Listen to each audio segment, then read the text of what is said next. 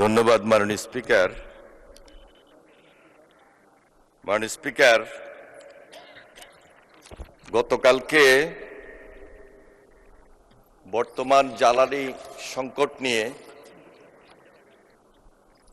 এই হাউজে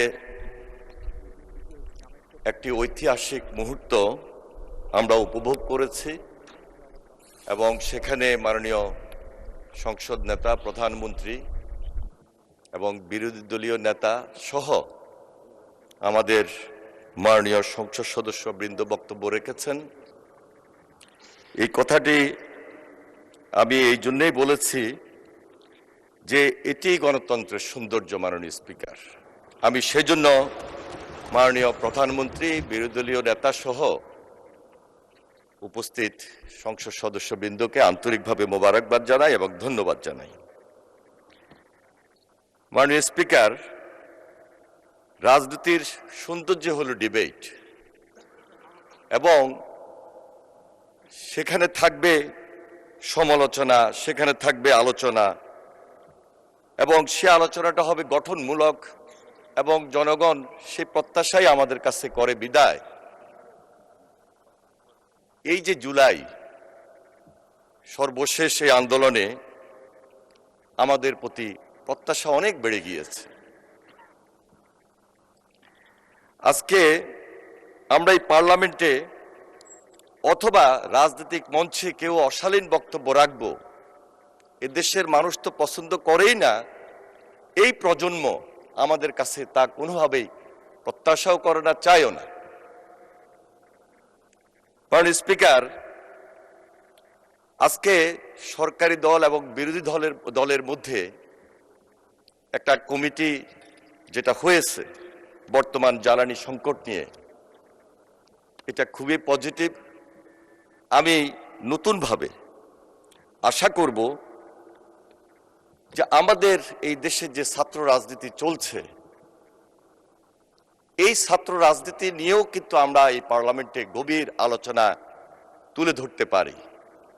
কারণ এখনো যে ছাত্র রাজনীতিটা আমরা গত 2-3 দিন যাবৎ লক্ষ্য করছি, এই জেনারেশন এটা পছন্দ করে না।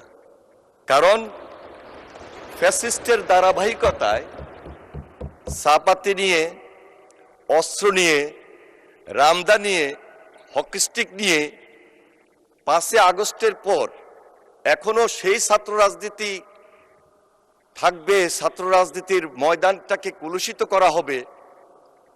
সুতরাং আমি মনে করি যেভাবে বর্তমান জ্বালানি সংকট নিয়ে একটা ঐতিহাসিক আলোচনা এই পার্লামেন্ট হয়েছে, ছাত্র রাজনীতি নিয়েও একটি আলোচনার পদক্ষেপ নেওয়া যেতে পারে। মাননীয় স্পিকার,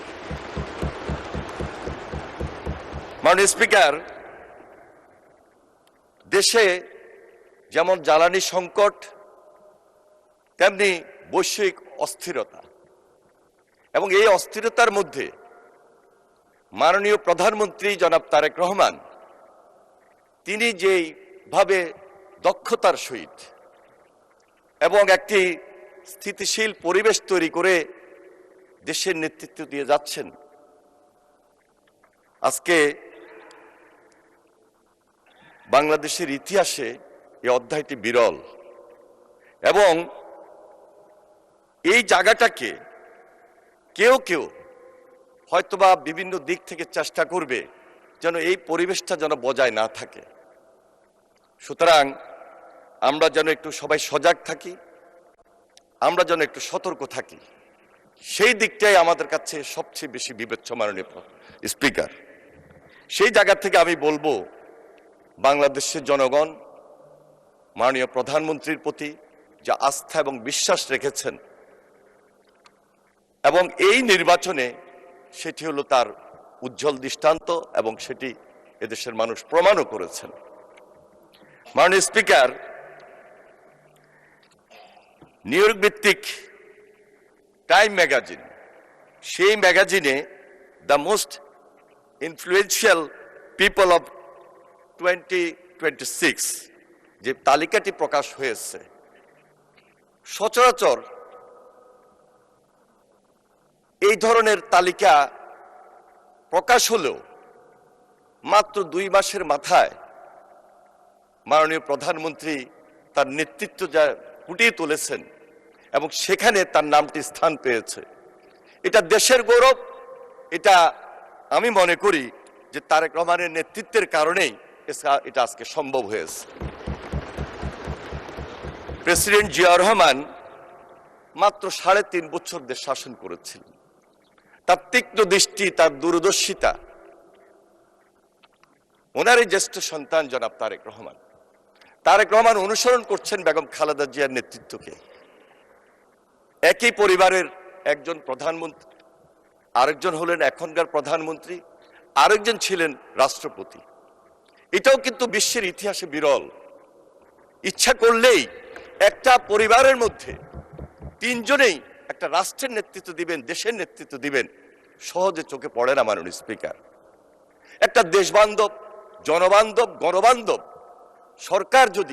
সরকারের পক্ষে যদি উনি কাজ না করতেন, তাহলে ওই পরিবারের পক্ষে এই যে অবস্থানটুকু তুলে ধরা, এটা হয়তো বা সম্ভব হতো না মাননীয় স্পিকার।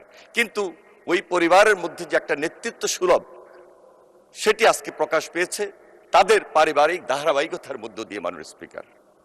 মাননীয় স্পিকার, আমি 9ম জাতীয় সংসদে ওই আসনটিতে ছিলাম। বিরোধী দল আজকে যেখানে বসছেন সেখানেই ছিলাম। একজন ক্ষমতাধর প্রধানমন্ত্রীর সামনে বক্তব্য দিয়েছি। বক্তব্য দিতে অনেক সময় ভয়ে আমাদেরকে বক্তব্য দিতে হতো। এই পার্লামেন্টে আমাদেরকে আঙ্গুল দিয়ে, আমাদেরকে টার্গেট করে থ্রেট পর্যন্ত করা হতো।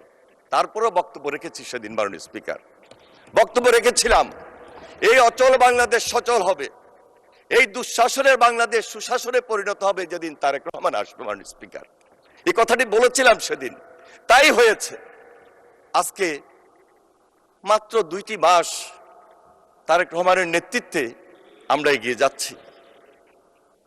আপনি ভুল ধরবেন, কিন্তু ভুলের পাশাপাশি কতটুকু শুদ্ধ, কতটুকু উত্তম, সেটাকে আগে বলে আমার ভুল ধরা উচিত মাননীয় স্পিকার।